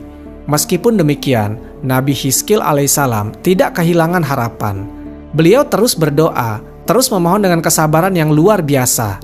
Baginya, mukjizat tidak datang sesuai kehendak manusia, tetapi atas izin dan ketentuan Allah Subhanahu wa Ta'ala semata. Suatu hari, Nabi Hizkil alaihissalam mendapatkan ilham dari Allah Subhanahu wa Ta'ala untuk pergi ke suatu tempat. Dengan hati yang mantap, beliau mulai berjalan melewati lembah-lembah yang dipenuhi oleh tulang belulang manusia. Langkahnya terhenti ketika dia sampai di suatu daerah yang lebih luas dari tempat lainnya.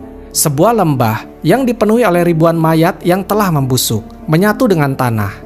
Pemandangan itu begitu mengerikan. Sisa-sisa tulang berserakan di mana-mana, seakan-akan menjadi saksi bisu dari azab yang telah terjadi. Udara di tempat itu pun terasa begitu berat, seolah-olah kematian masih menggantung di setiap sudutnya. Di tengah kesunyian yang mencekam, suara ilahi pun turun kepada Nabi Hizkil. Allah Subhanahu wa Ta'ala berfirman kepadanya, memerintahkan untuk menyampaikan suatu seruan yang belum pernah ia ucapkan sebelumnya. Serulah mereka, wahai Hizkil. Katakanlah kepada mereka agar bangkit kembali dengan izinku. Nabi Hizkil alaihissalam terdiam sejenak. Hatinya bergetar. Beliau sadar bahwa apa yang akan terjadi bukanlah hal yang biasa. Ini adalah tanda kebesaran Allah Subhanahu wa Ta'ala yang luar biasa. Sebuah mukjizat yang akan mengubah sejarah umat manusia. Dengan penuh keyakinan, beliau pun berdiri di hadapan ribuan tulang belulang itu. Suaranya menggema di tengah lembah yang sunyi, menggetarkan udara yang telah lama diselimuti kematian. Bangkitlah, wahai orang-orang yang telah mati. Kembalilah kalian ke dunia dengan izin Allah Subhanahu wa Ta'ala. Sejenak, tidak ada yang terjadi. Angin berhembus perlahan, membawa aroma tanah yang lembab dan sisa-sisa kematian. Namun, detik demi detik berlalu, sesuatu mulai bergerak di tengah lembah itu. Tulang-tulang yang berserakan mulai bergetar. Satu persatu mereka mulai menyatu kembali. Urat-urat daging mulai tumbuh dari setiap sendi yang sebelumnya kosong. Kulit mulai menutupi tubuh-tubuh yang telah lama menjadi debu. Nabi Hizkil alaihissalam menyaksikannya dengan mata kepalanya sendiri.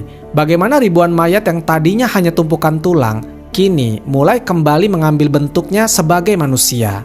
Namun sesuatu masih belum lengkap.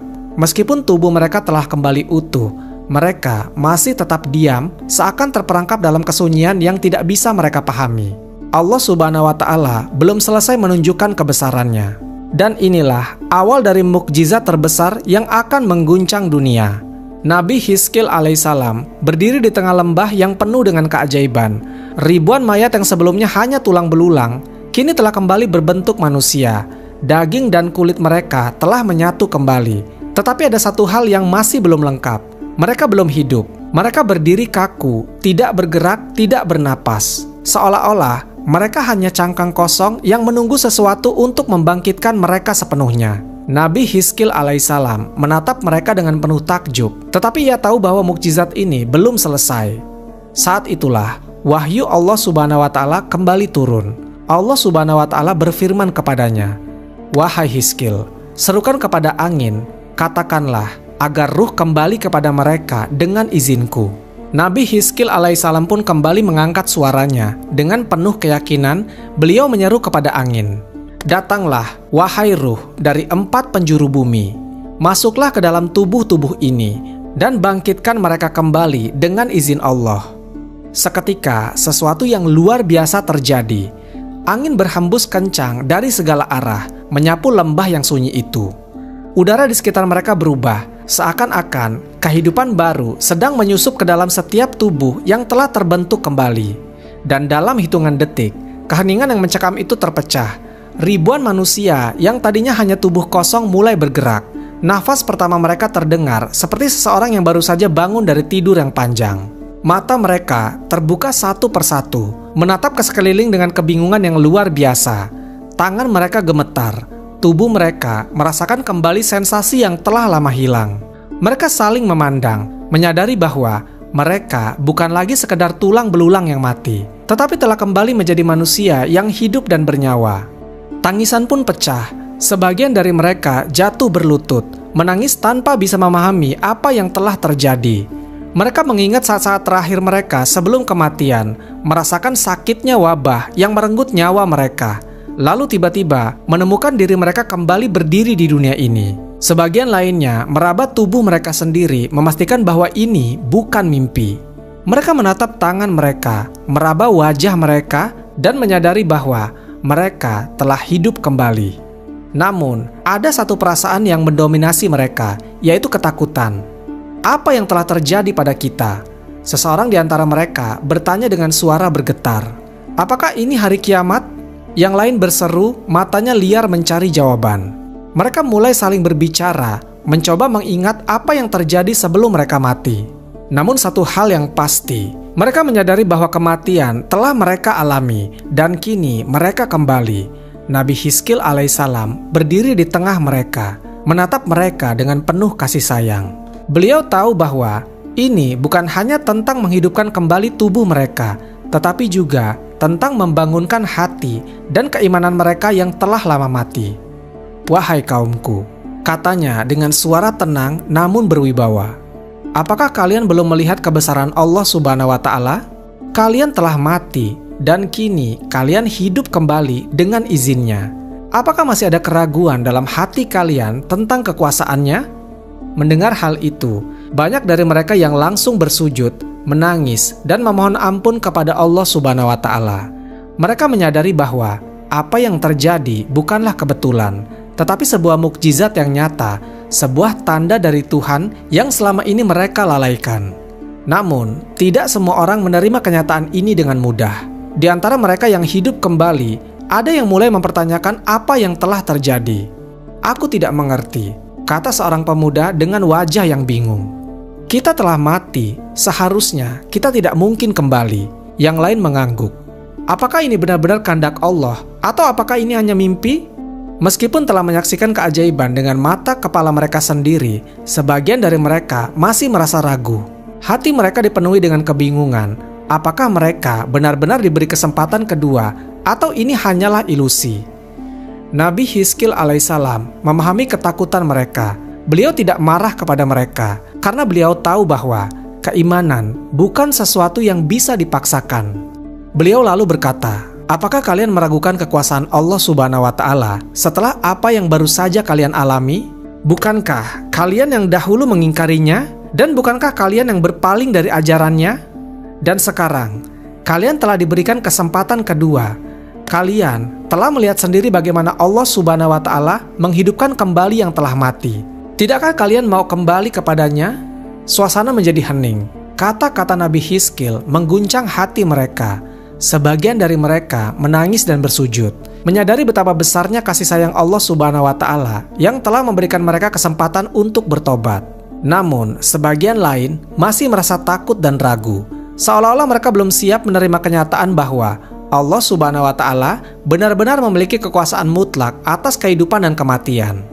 Nabi Hizkil alaihissalam lalu mengangkat tangannya, berdoa kepada Allah Subhanahu wa Ta'ala agar hati kaumnya dilembutkan, dan agar mereka benar-benar memahami bahwa ini adalah tanda kebesarannya, bukan sekedar kejadian yang tidak dapat dijelaskan. Setelah beberapa saat, mereka akhirnya mulai menerima kenyataan. Mereka sadar bahwa mereka telah mati dan kini hidup kembali sebagai tanda kekuasaan Allah Subhanahu wa Ta'ala. Namun pertanyaan baru mulai muncul. Apa yang harus mereka lakukan sekarang? Mereka telah meninggalkan negeri mereka dalam keadaan yang hancur. Mereka pergi dalam ketakutan karena wabah yang mengerikan. Tetapi sekarang, mereka telah diberikan kehidupan kedua. Nabi Hizkil alaihissalam berkata kepada mereka, "Kembalilah ke negeri kalian. Perbaikilah apa yang telah kalian rusak. Kembalilah kepada Allah Subhanahu wa Ta'ala dan jangan ulangi dosa-dosa kalian yang dulu." Dengan hati yang penuh harapan, mereka pun berjalan kembali ke negeri mereka.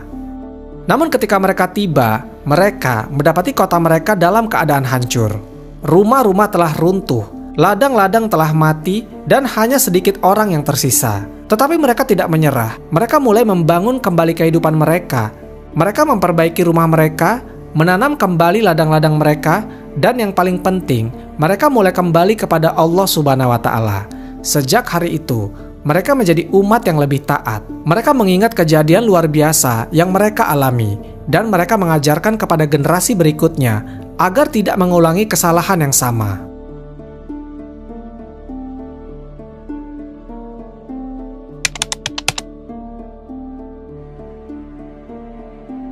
Di antara para nabi yang diutus kepada Bani Israel, ada dua sosok yang perjalanan hidupnya penuh dengan ujian, pengkhianatan, dan pengasingan. Mereka adalah Nabi Armia atau Yeremyah dan Nabi Daniel atau Daniel. Kisah keduanya terkait erat dengan kehancuran Baitul Maqdis dan penderitaan Bani Israel akibat kelalaian mereka sendiri. Namun kisah ini tidak sekedar tentang kehancuran. Ini adalah kisah tentang keteguhan seorang nabi dalam menyampaikan peringatan yang ditolak bangsanya, serta perjuangan seorang hamba Allah yang bertahan di tanah asing di bawah kekuasaan raja yang zalim. Perjalanan ini dimulai dari Nabi Armia, seorang nabi yang hatinya penuh belas kasih terhadap kaumnya, namun mereka justru membalasnya dengan pengkhianatan dan kebencian.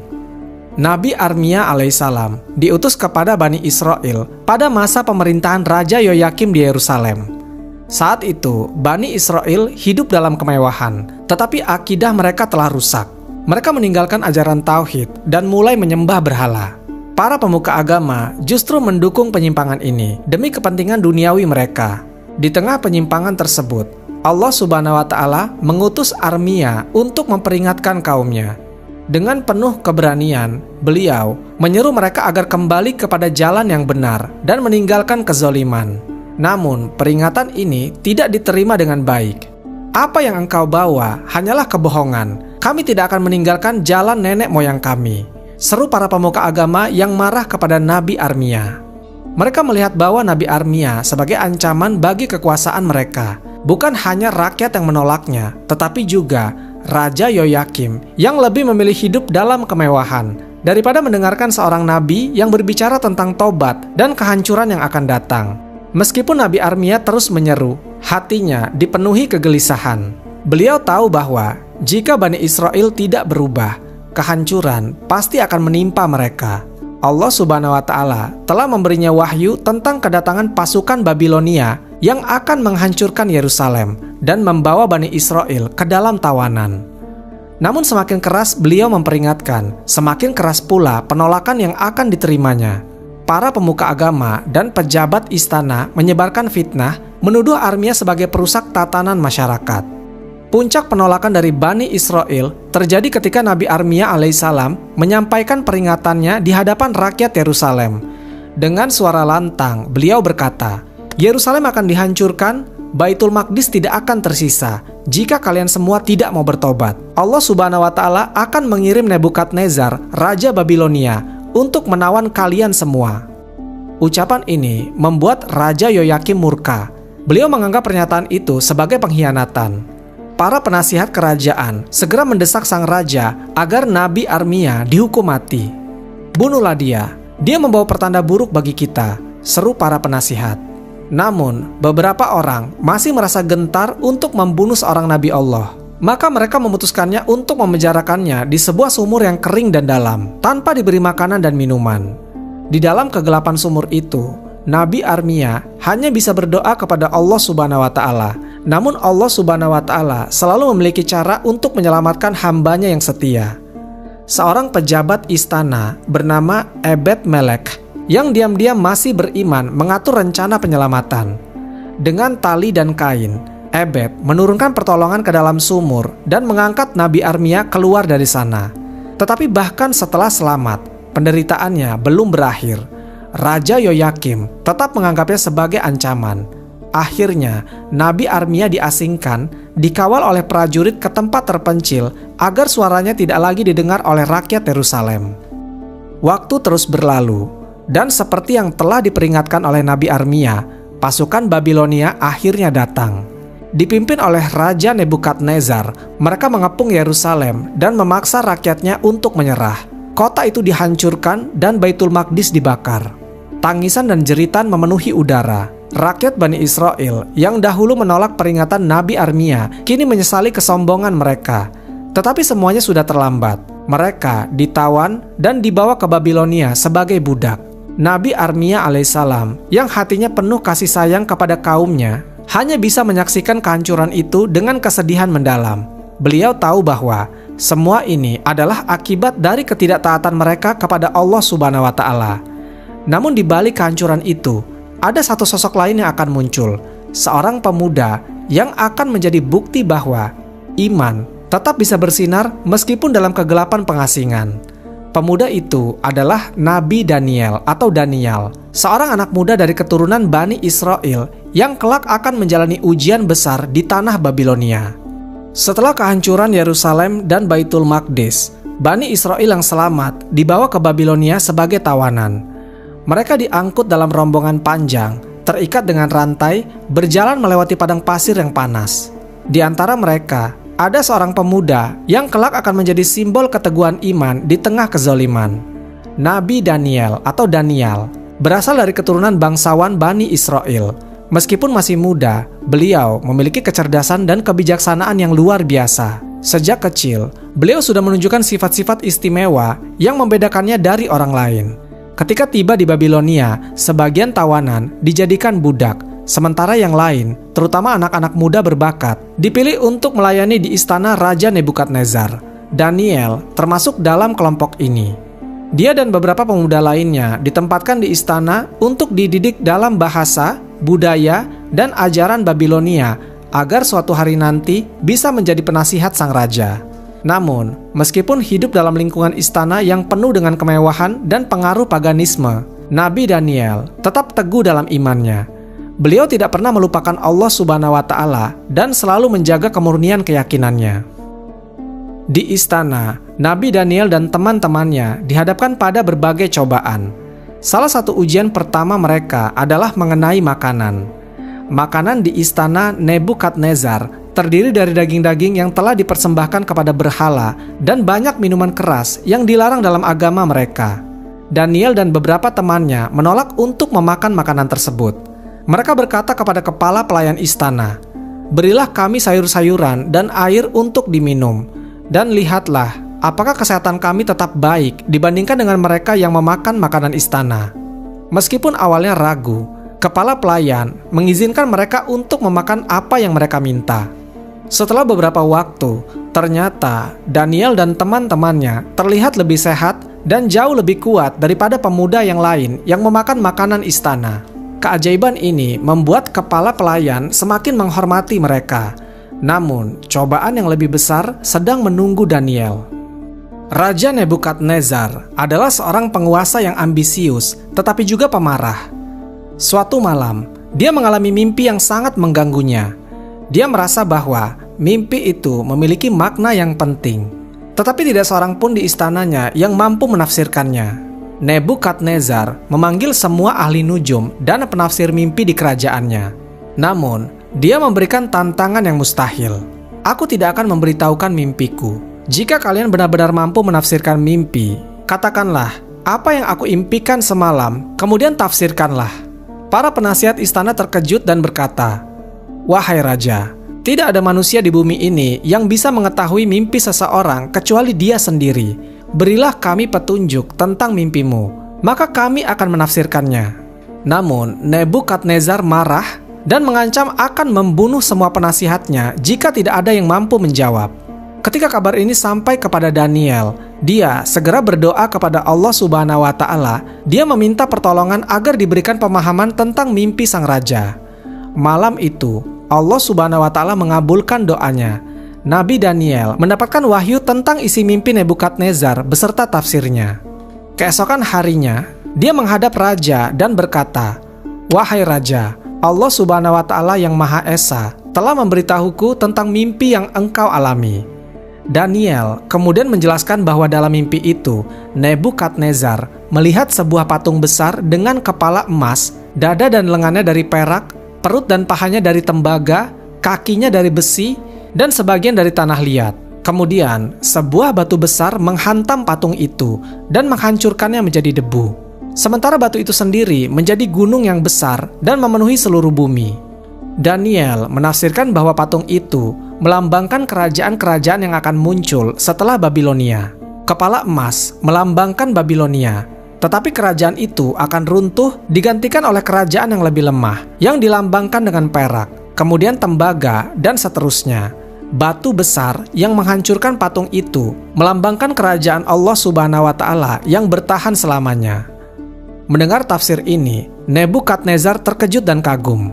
Dia menyadari bahwa tidak ada yang bisa mengetahui mimpi dan maknanya kecuali seseorang yang benar-benar mendapat wahyu dari Tuhan. Sebagai penghargaan, Daniel diangkat menjadi penasihat utama sang raja dan diberikan kedudukan tinggi di kerajaan Babilonia. Meskipun kini memiliki kedudukan yang tinggi, Daniel tetap menghadapi ujian. Suatu hari, Raja Nebukadnezar membuat sebuah patung emas besar dan memerintahkan semua orang untuk menyembahnya. Namun Daniel dan teman-temannya menolak. Mereka hanya bersujud kepada Allah Subhanahu wa Ta'ala dan tidak akan tunduk kepada berhala buatan manusia. Hal ini membuat Nebukadnezar murka. Dia memerintahkan agar mereka yang tidak mau menyembah patung itu segera dilemparkan ke dalam tungku api yang menyala-nyala. 3 teman Daniel, Sadrak, Mesakh, dan Abednego, ditangkap dan dijebloskan ke dalam api. Namun keajaiban terjadi. Mereka tidak terbakar sedikit pun. Bahkan, ada sosok misterius yang tampak berada di dalam api bersama mereka, melindungi mereka dari panas yang membakar. Melihat keajaiban ini, Nebukadnezar takjub dan mengakui kebesaran Tuhan yang disembah oleh Daniel dan teman-temannya. Dia pun mencabut perintahnya dan memberikan mereka kebebasan untuk beribadah sesuai keyakinan mereka. Setelah Nebukadnezar wafat, Babilonia jatuh ke tangan Raja Darius dari Persia. Daniel tetap menjadi penasihat kerajaan, namun banyak orang yang iri kepadanya dan berusaha menjebaknya. Mereka membujuk Raja Darius untuk mengeluarkan peraturan bahwa siapapun yang berdoa kepada selain raja selama 30 hari akan dilempar ke lubang berisi singa yang lapar. Daniel tetap teguh dalam imannya dan terus berdoa kepada Allah Subhanahu wa Ta'ala. Para musuhnya menangkapnya dan membawanya ke hadapan sang raja. Meskipun Darius sebenarnya menghormati Daniel, dia tidak bisa menarik kembali perintahnya. Akhirnya, Daniel dilemparkan ke lubang singa yang kelaparan. Namun Allah Subhanahu wa Ta'ala mengirim malaikat untuk melindunginya. Singa-singa itu tidak menyentuhnya sedikit pun. Keesokan harinya, Raja Darius terkejut melihat Nabi Daniel masih hidup tanpa luka sedikit pun. Ia pun menyadari bahwa Tuhan Daniel adalah Tuhan yang benar. Ia kemudian mengeluarkan perintah baru agar semua orang menghormati Allah Subhanahu wa Ta'ala. Nabi Daniel hidup panjang dan terus menjadi penasihat bagi berbagai raja hingga usia senjanya. Beliau tetap menjadi sosok yang teguh dalam keimanan meskipun hidup di tengah bangsa yang menyembah berhala. Kisahnya menjadi bukti bahwa keimanan sejati tidak bisa dipadamkan oleh tekanan atau ancaman. Nabi Armia telah memperingatkan Bani Israel tentang hukuman yang datang karena kelalaian mereka. Sementara Nabi Daniel menunjukkan bahwa meskipun dalam pengasingan, cahaya iman tetap bisa bersinar. Hingga akhir hayatnya, Nabi Daniel tetap dikenal sebagai simbol keteguhan hati dan kebijaksanaan. Beliau adalah cahaya di tengah kegelapan Babilonia, mengajarkan bahwa keimanan yang kokoh mampu bertahan dimanapun, bahkan di tanah asing dan di bawah kekuasaan raja-raja yang zolim.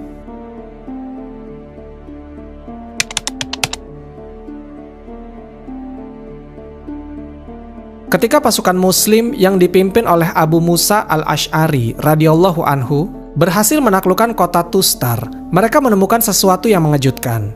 Penduduk setempat memberitahu mereka tentang keberadaan sebuah jasad yang masih utuh di dalam sebuah peti yang terbuat dari kayu atau batu. Jasad di dalam peti ini terletak di dalam sebuah rumah ibadah. Penduduk kota Tustar sangat menghormati jasad tersebut dan sering memohon berkah darinya. Mereka bahkan menjadikannya sebagai wasilah atau perantara dalam meminta hujan saat musim kemarau. Jika terjadi kekeringan, mereka akan mengeluarkan jasad tersebut dan meletakkannya di tempat terbuka, berharap hujan akan turun. Pasukan Muslim yang menemukan jasad itu terkejut karena tubuh tersebut tidak mengalami pembusukan, padahal telah berlalu berabad-abad sejak wafatnya. Mereka pun menduga bahwa jasad tersebut adalah jasad seorang nabi, karena dalam Islam diyakini bahwa jasad para nabi tidak akan hancur atau membusuk. Setelah mengetahui hal ini, Abu Musa al-Asy'ari segera melaporkan kejadian tersebut kepada Khalifah Umar bin Khattab yang berada di Madinah. Khalifah Umar yang dikenal dengan kebijaksanaannya kemudian memberikan perintah agar jasad itu segera dikuburkan di tempat yang tidak diketahui oleh penduduk, agar mereka tidak lagi menjadikannya sebagai perantara dalam meminta hujan atau berkah. Menindaklanjuti perintah tersebut, para sahabat menggali kuburan yang dalam di waktu tengah malam. Setelah itu, mereka menguburkan jasad Nabi Daniel di tempat yang dirahasiakan. agar tidak ada yang bisa menemukannya dan kembali melakukan praktik penyembahan atau pemujaan terhadap jasad tersebut. Diriwayatkan bahwa sebelum menguburkan jasad tersebut, para sahabat mengenali sebuah cincin yang berada di tangannya. Cincin itu diyakini sebagai cincin Nabi Daniel yang konon memiliki ukiran sosok manusia diapit oleh 2 singa, yang mungkin merujuk pada kisah beliau saat selamat dari gua singa dalam riwayat hidupnya. Dan demikianlah kisah mereka berakhir. Para nabi yang namanya tak banyak dikenal, tetapi jejaknya tetap berarti. Mereka membawa cahaya bagi umatnya, menyampaikan pesan-pesan kebaikan, dan menuntun ke jalan yang benar. Dari kisah mereka, kita belajar bahwa hidayah bisa datang dari mana saja, dan kebijaksanaan tidak selalu berasal dari yang paling terkenal. Yang terpenting bukanlah seberapa banyak orang mengingat nama kita, tetapi seberapa besar kebaikan yang kita tinggalkan. Sebab kebaikan sekecil apapun akan selalu menemukan jalannya untuk menerangi dunia. Wallahu a'lam bishawab. Semoga kisah ini bermanfaat. Lebih dan kurangnya mohon dimaafkan. Yang benar datangnya dari Allah Subhanahu wa Ta'ala. Khilaf atau keliru itu datangnya dari saya pribadi sebagai manusia biasa. Sampai ketemu di kisah-kisah seru yang penuh makna selanjutnya. Saya akhiri. Wassalamualaikum warahmatullahi wabarakatuh.